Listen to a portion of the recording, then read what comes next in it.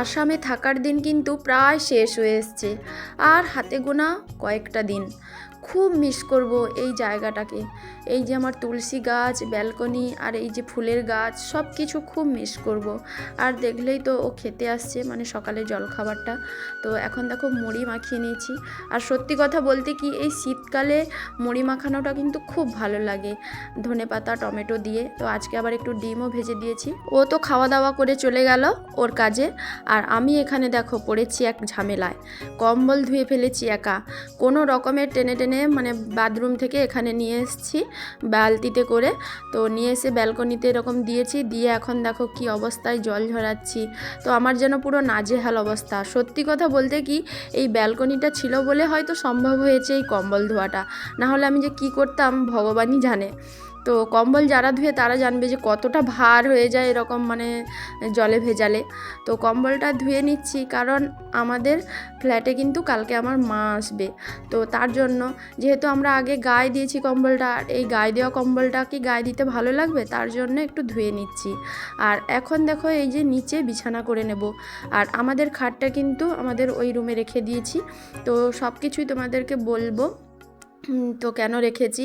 তো যেহেতু মা আসবে আর মার সঙ্গে আরও একজন ভাই আসবে, তো 4 জন একটা খাটে হবে কি হবে না। আর এদিকে শীতকালের সময়, তো আমাদের এখানে তোশক ছাড়া গদি টদি তো নেই, যে খাটে শুলেও তোশক দরকার হবে আর এরকম নিচে শুলেও তোশক দরকার হবে, কারণ ঠান্ডাতে মেঝোতে শোয়া কোনো মতে সম্ভব নয়। তো তার জন্য, আর এদিকে যেহেতু এখানে আর থাকবো না, রুমও ছেড়ে দেব, তো সব কিছু ধীরে ধীরে গোছগাছও করতে হবে। আর আমাদের রুম ছাড়ার আগে তো সব জিনিসগুলো রুম থেকে ক্লিয়ার করে নিতে হবে। আর এখন দেখো এই যে মানে বিছানাটা একদম রেডি হয়ে গেছে। আর তো চলো খাটটা দেখো কোথায় রেখেছি। এই যে সামনের রুমে খাটটা রেখে দিয়েছি, আর এর উপরে যত জিনিস মানে কাপড় চোপড় সব ধুয়েছিলাম এখানে রেখেছি। এগুলোও গোছগাছ করে নিচ্ছি, কারণ এখন সব গোছানোর পালা। যেহেতু রুম ছেড়ে দেবো মানে কতটা যে ঝামেলা, সব কিছু গোছগাছ করে জিনিসপত্র সব ফাঁকা করে রুম ছাড়তে হবে। তো তার জন্য কিন্তু ধীরে ধীরে আমরা প্রস্তুতি নিচ্ছি সব কিছু।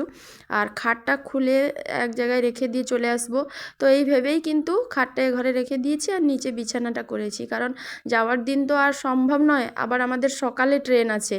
তো সেই কথা ভাবনা চিন্তা করেই কিন্তু এরকম সব কিছু প্ল্যান করছি।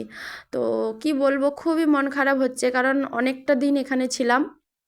তো আমাদের জীবনটাই না এরকম, যে এক জায়গায় গিয়ে বেশি দিন থাকা হয় না, মানে যাযাবরের মতো।